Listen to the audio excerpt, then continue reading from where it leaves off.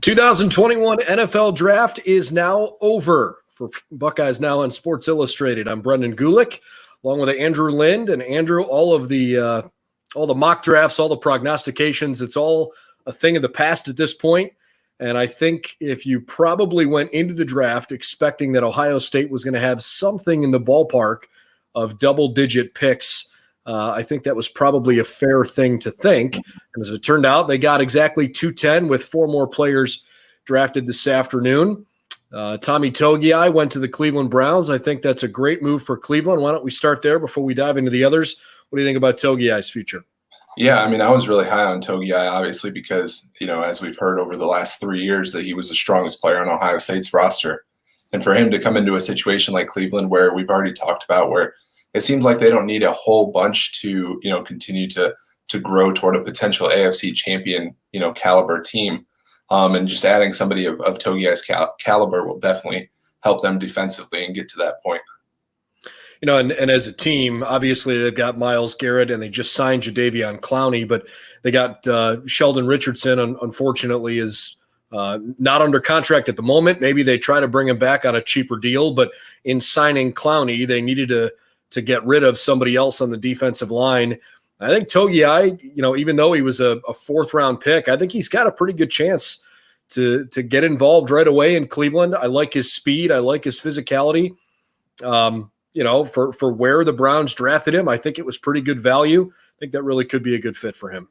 Yeah, I mean, I thought that he was going to go somewhere in the third round.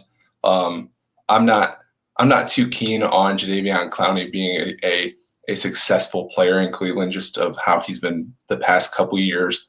But I definitely think that Togiai will benefit from playing, on the same defensive line as Myles Garrett. Well, the Browns fan in me hopes you're wrong. I'll leave it at that. That's for sure. Next pick was really only a couple picks later. The first pick in the fifth round, Urban Meyer and the Jacksonville Jaguars picked tight end Luke Farrell. So Luke is heading down to Jacksonville. He's going to play with Trevor Lawrence and Travis Etienne.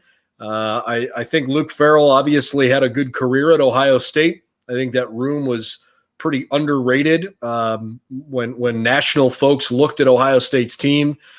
The tight ends didn't seem to get a whole lot of credit, but I think we've talked plenty about how rock solid that room has been, and I think that's a good landing spot to now play for Coach Meyer. Absolutely, and I wasn't expecting Farrell to be the person who went to Jacksonville and Urban. If you had to go through Ohio State's roster, you probably would have figured it was going to be a Baron Browning, who Urban actually said that if he was still there with that first pick today, that he probably would have selected Baron. He obviously went last night with the very last pick to the Broncos.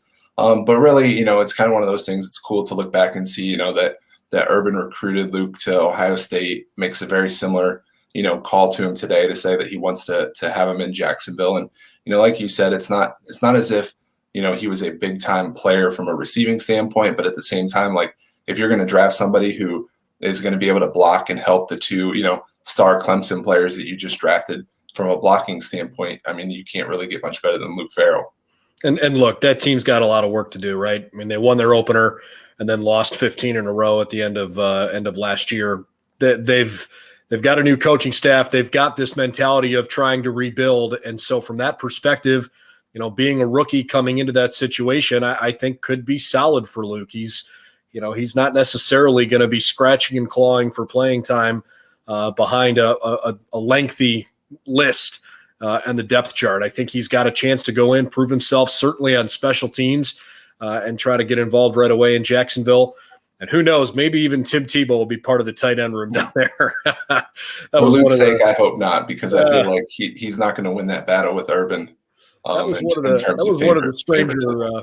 one of the stranger rumors I had heard, and frankly, I don't know if I'd read it off. I think Tim Tebow seems to make headlines out of nowhere, and maybe there's going to come a day where Tim Tebow won't be able to make a headline out of nothing, but that day's not quite yet. And if he signs with the Jaguars, then I expect JT Barrett, who's playing in the spring league right now, to also be getting a phone call soon. Hard to deny that for sure. Later in the fifth round, about 15 picks later, Shaun Wade was picked by the Baltimore Ravens. And obviously this is a really interesting selection because for a huge chunk of last year, there was all this discussion about Shaun Wade becoming the next first-round pick out of the Ohio State defensive backfield. And there were certainly moments when Shaun was playing in the slot in 2019 where you thought, that very well could be attainable. And then 2020 happened, and I don't know if you can blame it on any one thing in particular. I'm sure it was the collective aggregate, lack of opportunities he had early in a season without training camps. Moving to the outside just didn't really go very well for him. I don't know if that's to totally say he can't play at the outside at the next level. I think it's probably fair to say he's not going to get an early shot to do that. Mm-hmm. I'm interested to see where he fits in with this Baltimore defense, but his length, his athleticism, his size, he is fast. There are definitely some traits there that are not teachable, right? That I think maybe if he's put in the right spots that Shaun could all of a sudden become, a heck of a 5th-round draft pick. Well, and it's interesting too, because if he would have come out last year, he was eligible to come out. And if he did, there's a very good chance that he would have been a 1st-round pick, and it would have given Ohio State 3 first-round defensive backs last year. So for him to come back, I understand the move because, he wanted to make it himself more money, try to get in the higher part of the 1st round. And it just didn't work out for a number of reasons. Obviously, he was dealing with a turf toe injury. He also, like you mentioned, did not have a full offseason. It's not as if he was just making this like really easy switch from slot to outside cornerback. Yes, it's a cornerback, but it's not. There's so many different variables to it that people don't understand. And so for him to go through an offseason where, you don't have a true offseason because of the pandemic. You didn't have spring camp. You had to, be working out from home. You didn't have time to meet with coaches or anything like that. So then for him to all of a sudden be put on the best receiver on the other team, like that just wasn't a great situation for him. But ultimately he's, one of those players who's now finding himself where he's going to be in a good situation, surrounded by players who are going to help him succeed. And look, Baltimore has taken a boatload of pride in their defense over the years. You mentioned it. There are some really good players on that defense that I think, Shaun could certainly complement. And maybe there's not as much pressure on him because he wasn't one of the top draft selections. So looking forward to seeing how his tenure there works out. And it kind of reminds me a lot of J.K. Dobbins last year too. Everybody expected him to be the first running back taken, and then he falls to the Ravens, and then, now he's going to be their feature running back. So it could be just a very similar situation where, he's falling to them. There's not a lot of pressure on him, but then he's just going to be able to succeed based upon that. He also joins Malik Harrison on that defense, former Buckeye there as well. And as it turned out, there was one more Ohio State draft selection, and that came in the 7th round, number 239 overall.